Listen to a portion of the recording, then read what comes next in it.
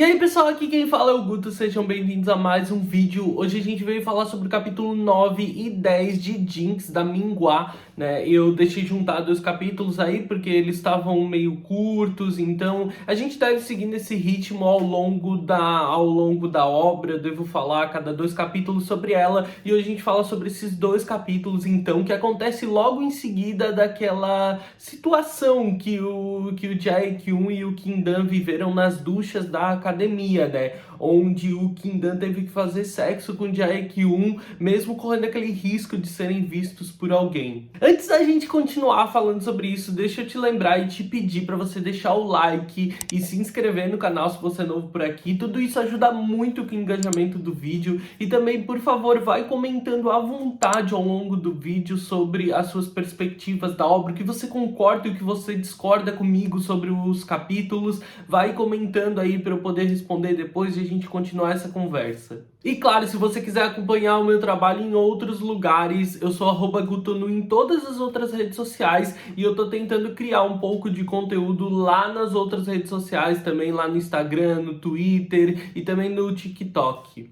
Mesmo depois daquela situação detestável, o Kim-dan, ele é recebido gentilmente pelo treinador do Jae-kyun, que preparou um uniforme pra ele, que agradece por ele ter aceitado o trabalho, porque, tipo, ninguém aguenta aquele doido daquele Jae-kyun, que por mais que o Kim-dan tenha outros motivos para acabar aceitando manter esse trabalho, mas mesmo assim o treinador tá muito agradecido. E hoje eles têm, então, uma noite, uma reserva em um restaurante. É aquela cena clássica de BL, onde todo mundo vai pra festa depois do trabalho beber, e com certeza alguma coisa estranha vai acontecer por lá. Na churrascaria todos se divertem muito, eles são super atenciosos e gentios com o Kim-dan, né? Enchendo ele, paparicando ele, afinal de contas essa é a festa de boas-vindas deles. Eles se divertem, se conhecem, né? Se apresentam melhor, o treinador é super gentil e o Kim-dan se compromete, a mesmo que seja o fisioterapeuta do Jae-kyun, cuidar bem dos outros meninos também,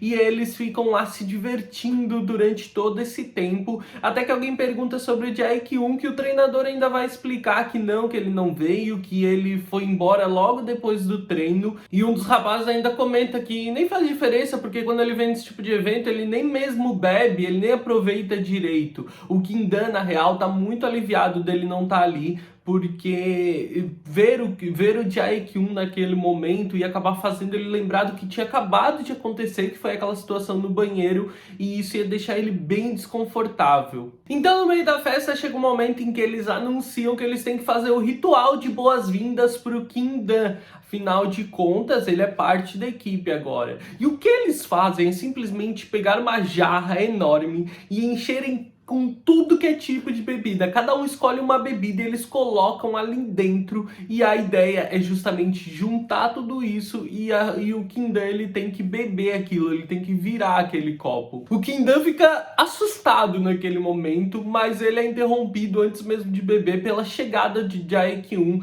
que ninguém levou a chave, né? Ninguém levou a chave da academia, e ele tinha que deixar com alguém, então ele precisou ir até lá levar. Ele não foi pra festa do fisioterapeuta dele, ele continua sendo babaca. Só que quando ele vê aquilo, a situação acontecendo, a boas-vindas, ele decide participar. Ele escolhe uma bebida e coloca lá também, e aproveita o momento para provocar o Kim-dan. Ele olha pro Kim-dan com aquele ar soberbo e arrogante dele e vai dizer: eu vou fazer minha parte também, já que eu tô aqui, mesmo eu achando que tu não vai conseguir beber isso tudo, né? Porque tu é muito delicado. E aquilo desperta um ar competitivo, né? Uma vontade de finalmente vencer, sair por cima no Kim-dan, e ele consegue virar aquele jarro enorme de bebida, deixando todo mundo assustado, porque ele tava olhando aquilo antes do Jae-kyun chegar, e ele definitivamente achava que ele não ia conseguir virar aquilo aí, e que se ele virasse o resultado não seria bom. Definitivamente o resultado não foi bom. Chega um momento então que eles percebem que o Kim-dan não consegue nem parar em pé de tão bêbado que ele tá, e alguém alguém precisa levar ele pra casa. Só que o único que tá sóbrio é o Jae-kyun. E mesmo com os protestos dele, porque ele não quer ter que levar o cara embora, ele acaba cedendo. Eles insistem, cara, tu é o único que tá sóbrio e é o mínimo que tu pode fazer porque ele é teu fisioterapeuta pessoal. Deixa de ser um cuzão. E ele, putaço mesmo da vida, ele acaba levando o Kim-dan pra casa. A viagem é com ele puto, enquanto o Kim-dan fica lá delirando, falando nada com nada, podre de bêbado, mas pelo menos consegue dizer o próprio endereço, que quando o Jae-kyun chega no lugar, ele fica surpreso com o tipo de lugar em que o Kim-dan vive. O Jae-kyun então entra na casa e ele se surpreende não positivamente com o que ele vê. É um cheiro horroroso e o lugar é todo sujo. Não é necessariamente porque o Kim-dan é porco, né? Mas é porque é um lugar descuidado, úmido, tem mofo pelas paredes, né? E o Kim-dan, ele trabalha o dia inteiro, então ele não consegue dar a atenção adequada para aquele lugar, e mesmo que conseguisse, não é o tipo de lugar que ficaria realmente limpo. Como eu disse, tem mofo, goteira, é um lugar inapropriado, então não tem coisas que o Kim-dan pudesse fazer no lugar para que desse um ar melhor para ele, ou que fizesse o lugar parecer mais apresentável. Claro que tem uma certa bagunça, porque o Kim-dan vive sozinho e trabalha igual um condenado, e isso faz o lugar parecer ainda mais repulsivo. O Jae-kyun fica inclusive surpreso, tipo assim, é pra isso que tu quer aquela grana toda pra viver num lugar como esse?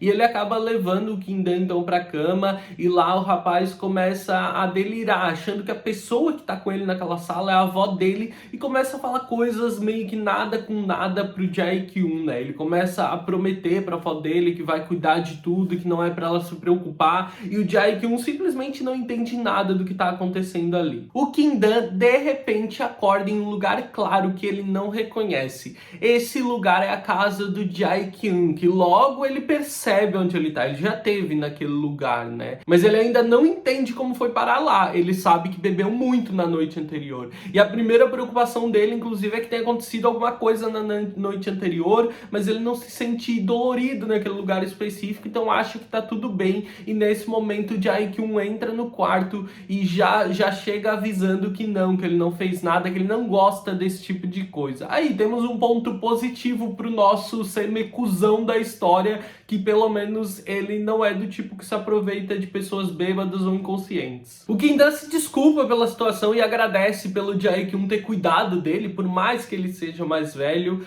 mas ele já tá indo embora. E nesse momento, o Jae-kyun simplesmente abre a boca pra dizer, cara, como tu vive num lugar como aquele? Aquele lugar é repulsivo, é nojento, é impossível um ser humano viver num lugar como aquele. E aí o Kim-dan percebe que o Jae-kyun levou ele até em casa, percebeu o lugar que ele morava. O Jae-kyun ainda diz que ele não tinha escolha de trazer ele para a própria casa, porque ele não ia aguentar ficar mais um segundo naquele lugar nojento. Isso deixa o Kim-dan muito fragilizado nesse momento. Aquele não é o tipo de vida que ele queria viver, o que ele escolheu. E ainda mais pensar no Jae-kyun falando daquele tipo de coisa, um cara que rico, que caga dinheiro como ele, nunca vai entender como ele se sente, nunca vai entender a vida dele, e faz ele lembrar sobre a própria avó, sobre as coisas que ele vive, sobre tudo que ele tem que lidar por causa do dinheiro que ele deve do tratamento da avó dele. Quando isso tudo vem à tona, depois de escutar aquelas coisas horrorosas que o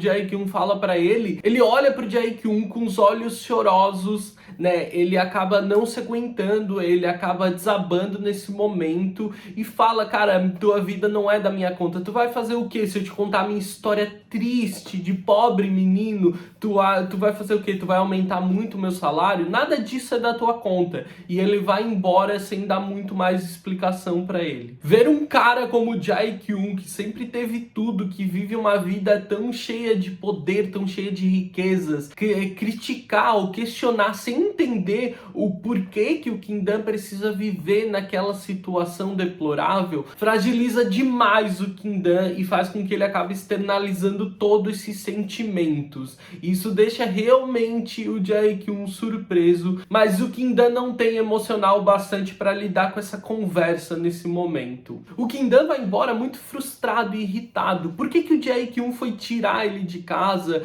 se era para trazer ele, né? Por que trouxe para casa dele se era pra falar esse tipo de coisa. Ele tá se sentindo completamente humilhado nessa situação, enquanto o Jae-kyung acha que não fez nada demais, que ele não falou nada de errado. E aí a história joga a gente para alguns momentos atrás, algumas horas atrás, para entender o que realmente aconteceu e como Kim-dan foi parar na casa do Jae-kyung. Depois de deixar o Kim-dan em casa bêbado, o Jae-kyung tava prestes a ir embora quando o Kim-dan segura ele e pede para ele não ir, pede para levar ele junto. Ele ainda tá delirando um pouco por causa da bebida, chama o Jae-kyung de vovó, né, achando que é a avó dele, mas pede para levar ele junto e diz que tá se sentindo muito sozinho nesse momento. E aquilo acaba provavelmente mexendo com o Jae-kyung, que não sabe lidar com aquela situação, até porque o Kim-dan gruda nele, não deixa ele ir embora, e a única solução que o Jae-kyung vê naquele momento é levar ele para a própria casa. Então no final desse capítulo, o Jae-kyung ele tá ainda meio sem entender direito o que tá acontecendo, tipo, por que tu tá falando comigo desse jeito? Eu não falei nada de errado, o lugar é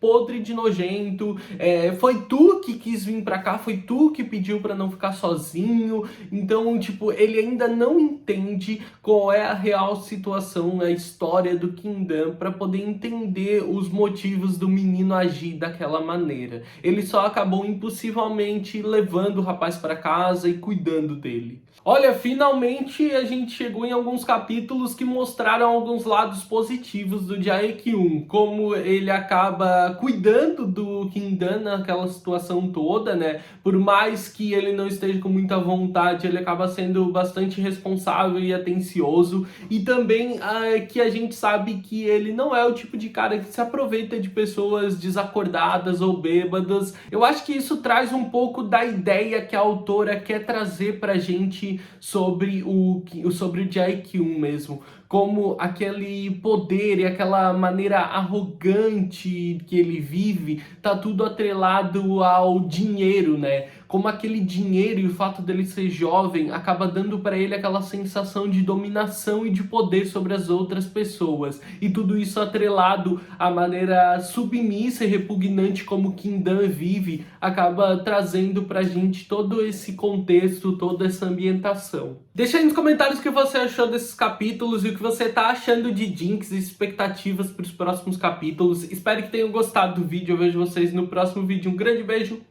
Tchau, tchau.